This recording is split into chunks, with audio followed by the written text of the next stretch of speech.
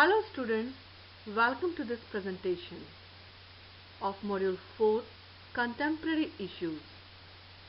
In this lecture, we are going to discuss about gender inequality. This presentation is consists of two parts. In part 1, we will discuss or we will see what is the meaning of gender inequality, and we will try to understand the extent and reasons for gender inequality in Indian perspective, and we will try to discuss all those various issues related to women and girl child, whether it is about discrimination against girl child or increasing violence against women, problems of health and nutrition, problems of women's education and gender bias in education, differential treatment given to women, problems related to employment, harassment of women at workplace, exploitation of a woman in the form of divorce and dowry. So these are various issues that we are going to discuss. What is meant by inequality? Inequality is the existence of unequal opportunities and rewards for different social positions or status within a group or society. So this is what is inequality. That means having unequal opportunities and rewards. So gender inequality, it refers to unequal treatment of perceptions of individuals based on their gender. It arises from differences in socially constructed gender roles. So this is the definition of gender inequality. Gender is not the same as sex. Sex refers to the biological characteristics of man and woman. In contrast, gender refers to socially defined roles and behaviors for man and woman. When we expect man and woman to act in a certain way just because they are male and female, then we follow gender norms. So different cultures can have different gender norms or different ways they expect man and woman to behave. So let us see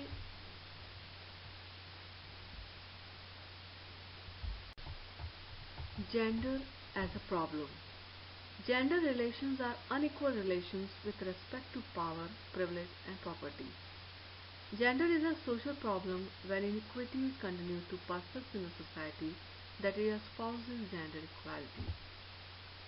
Discrimination based on gender is a common civil rights violation that makes many forms, including sexual harassment, pregnancy, discrimination, and unequal pay for women who do the same job as men.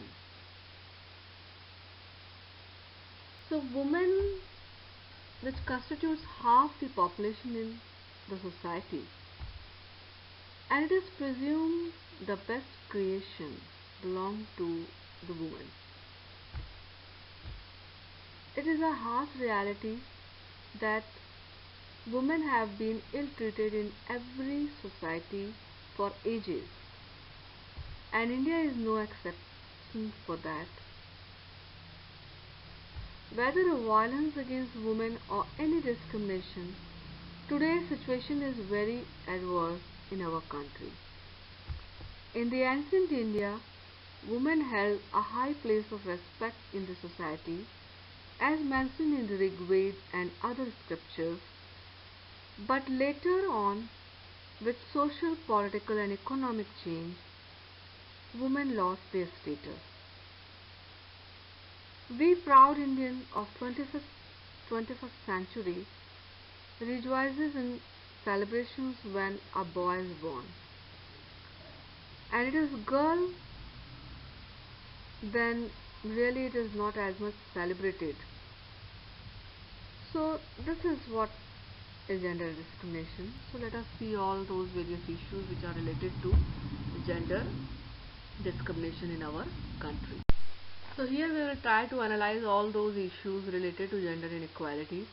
How does gender inequality affect women in workplace, education, income, and what does the feminist perspective have to say on this topic?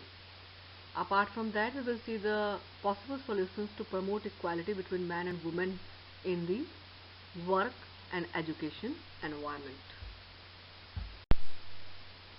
Some major issues related to gender inequality in India.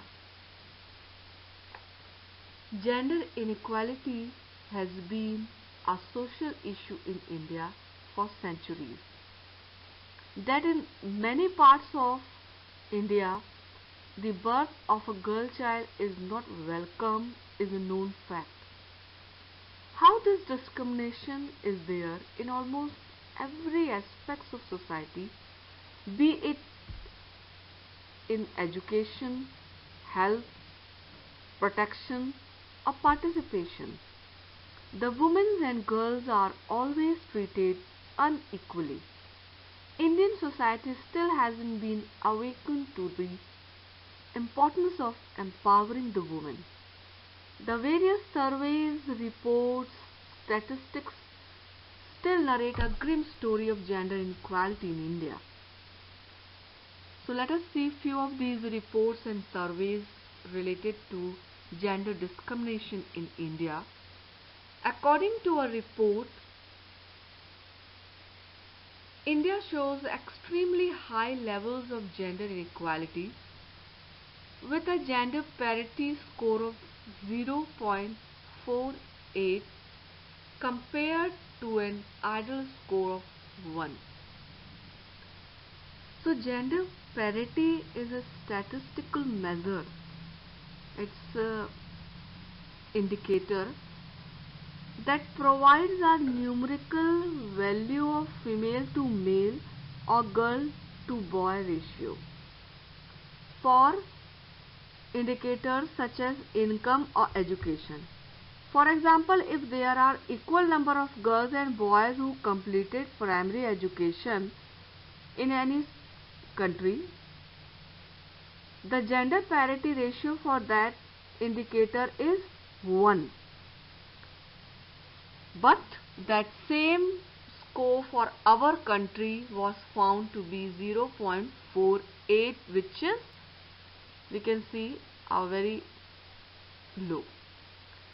So another survey which revealed that the median wage for women in India was 19% lower than what men make. So this survey is actually related to gender pay gap. The gender pay gap stems from the difference in the number of men versus women who work, that is unequal pay. It refers to a situation where women are paid less than men for doing the same work. So here we see that despite the continued efforts of activists and policy makers, in many ways gender equality is still a pipe dream. And research shows gender discrimination mostly against women in favor of men, against women and in favor of men in many realms, including the workplace. According to the latest World Economic Forum's Global Gender Gap Report 2018, India ranked 108 out of 149 countries on the Gender Gap Index. According to UNICEF, fetal sex determination by unethical medical professionals has today grown into 1000 crore industry in India. So the girls have not vanished overnight. Decades of sex determination tests and female feticide that has acquired genocide proportions are finally catching up with almost all states in India. The decline in child sex ratio in India is evident by comparing the census figures. In 1991, the figure was 947 girls to 1000 boys. 10 years later, it had fallen to 927 girls for 1000 boys.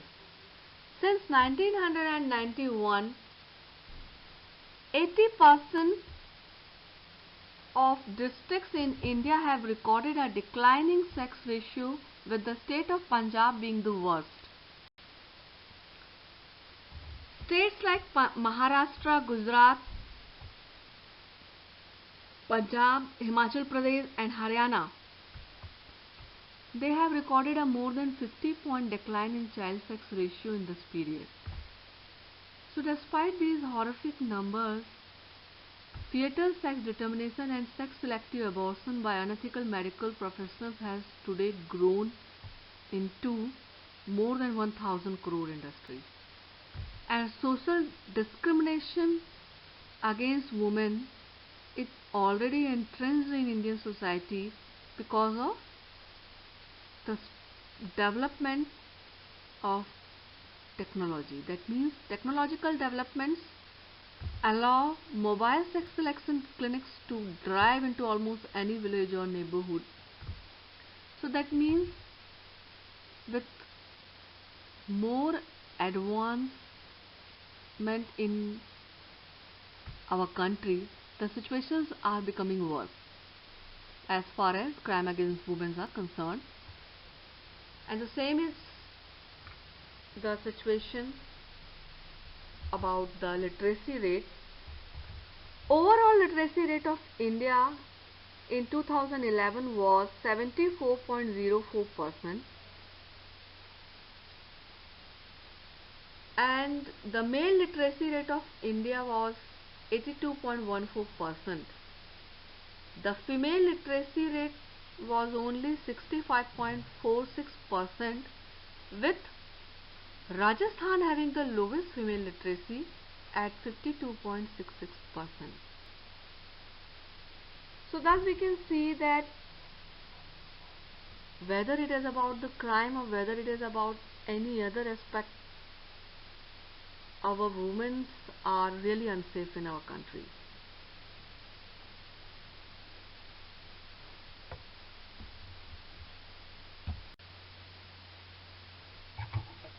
Now let us see some of the issues related to child marriage, dowry deaths and rape crime. Although child marriage is illegal in India, almost half of all women between the ages of 20 and 24 years were married off before the legal age of 18. Child marriage is a violation of child rights and has a negative impact on physical growth, health, mental and emotional development, and also of the various educational opportunities of a girl. Child marriage not only affects the child, but apart from that you will see that it also affects society as a whole. Since child marriage reinforces a cycle of poverty and perpetuates gender discrimination, literacy, illiteracy and malnutrition, as well as high infant and maternal mortality rates in any society. Both girls and boys are affected by child marriage, but girls are affected in much larger numbers and with greater intensity.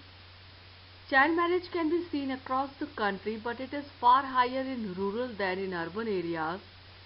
Girls from poorer families, scheduled castes and scheduled tribes, and with lower education levels are more likely to marry at a younger age.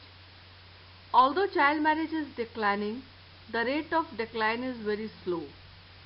Broadly, we will see multifaceted strategies are needed to target different aspects of the problem, including deep-rooted social norms and behaviors. The perceived low value of girls, limited access to education, exposure to violence, restricted freedom of movement, and economic vulnerability is increasing in our country. UNICEF has been working tirelessly to prevent child marriage across the states where it works, and partnerships with the government and civil society are a crucial part of these efforts, but much more has to be done.